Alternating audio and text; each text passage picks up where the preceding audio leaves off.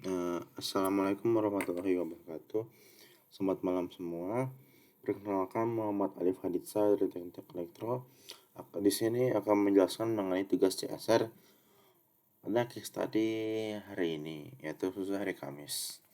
Pertama kita lihat soalnya, yaitu ini soalnya sama seperti hari-hari sebelumnya, cuman dia bedanya di mana 2 hari sebelumnya itu dia ngebahas peminjamnya. Kalau di sini kita mengelis atau mendatabase karyawannya. Lalu apa sih yang beda? Kalau di sini kita meminta data karyawannya. Dimana kita perlu pertama kita perlu input jumlah karyawannya berapa. Lalu kita masukin ke list atau ke structure untuk data dari para karyawannya yang kita diminta tanda nama dalam bentuk string, jabatan dalam bentuk string, gaji dalam bentuk integer atau float, imunitas dalam bentuk float, dan ada tambahan di sini yaitu status dalam bentuk char atau dalam bentuk string. Di sini kalau di programnya bisa dilihat kalau ini kita define, kita pertama jangan lupa untuk include studio kita pakai string di sini. Lalu kita define dulu untuk maksimum karyawan berapa. Ini penting soalnya kalau nggak ingin programnya nggak bakal baca dan bakal error. Kalau ini kita lanjut kita ke type def, kita ke type def biar ini memudahkan kalau kita manggil manggil salah satu elemen strukturnya. Kita nggak perlu pakai struct lagi untuk memanggil masing-masing di sini. Dengan type def ini kita memudahkan banget untuk ya menghemat ruangan untuk program ini. Lalu kita tadi jangan lupa kita namanya dalam string kita maksimal 50, lalu jabatan juga dalam bentuk string dalam bentuk 50, lalu untuk gaji dalam bentuk float, imunitas dalam bentuk float, dan char dalam bentuk string yang kita batasnya 20. Ini jangan lupa untuk kita save ke karyawan. Lalu apa sih yang beda dari program sebelumnya? Kita buka sebelumnya dulu ya.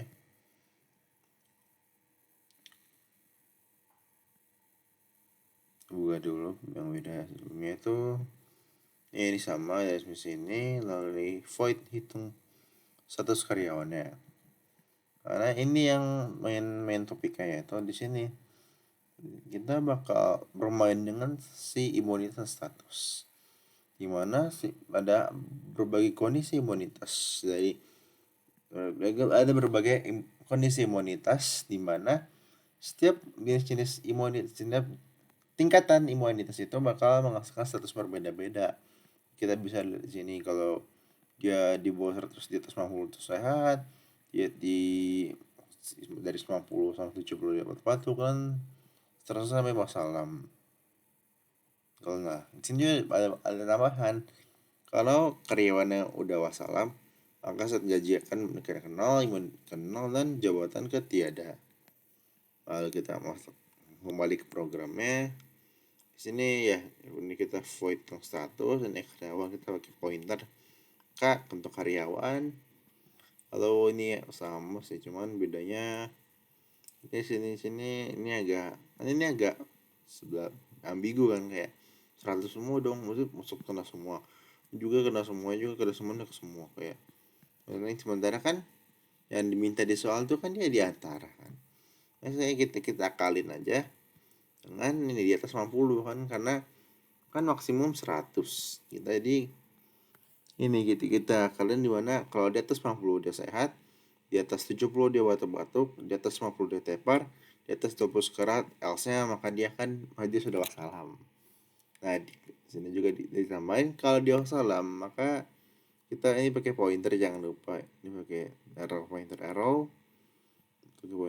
Lalu ini juga kalau dia wassalam maka kita akan ngasih gaji ke 0, imunitas ke 0, dan kita akan membuat jabatannya tiada. Ini void tampilkan data, ini karyawan ini buat function kayak gini.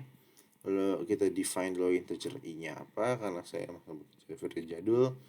Lalu ini untuk ada print, ini basic karena kita ngeprint by judulnya gitu. Program ini buat programnya nanti, ini buat ini buat isi program nanti kan, buat ini buat input contoh saya. Dan lanjutnya, lalu ini ada tambahan lagi di mana kita ada function buat update imunitasnya, dimana dengan ini buat ini rumus ini kan, dia di akhir tuh ada rumus imunitas level 1 kan, imunitas kali imunitas 100.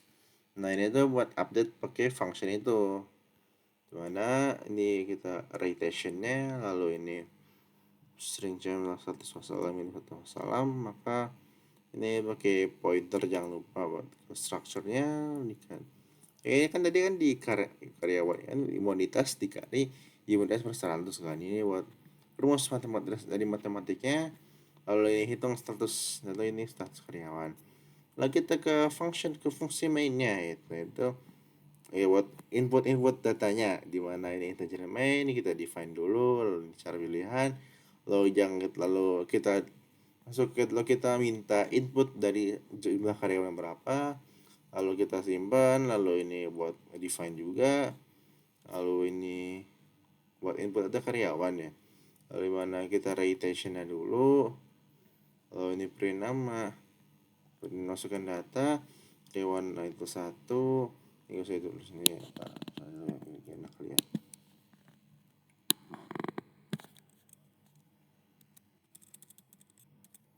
Lalu ini sudah data karyawan, ini biasa lah, ini kita minta namanya, kita minta nama, kita minta jabatan, kita minta gaji, kita minta buat diinput ke program, lalu kita scan masing-masing untuk menyimpan program tersebut. Nah ini apa nih, karena di soal itu kita bisa 2 pilihan, kita bisa skip seminggu dan bisa X program. Skip seminggu itu kita bakal ngeliat kayak ini bakal ngaruh ke imunitasnya kan, kayak bisa aja kayak imunitas sehat jadi sakit, dan ini buat relative function itu. Lalu kita pakai search case yang nanti pelajarin ini. Kalau kita beli case seminggu, maka kita akan mengupdate imunitasnya, dan kita bakal ngapain yang kita berlalu.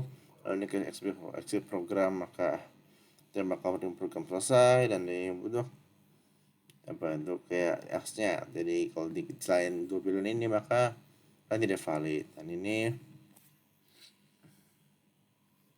buat rotationnya kita return 0.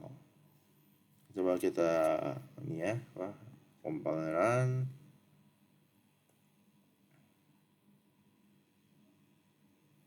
Ini masukkan karyawan 1, kita Junet Supriyadi,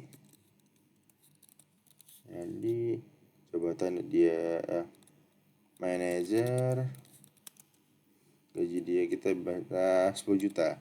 1, 2, 3, 4, 5, 6.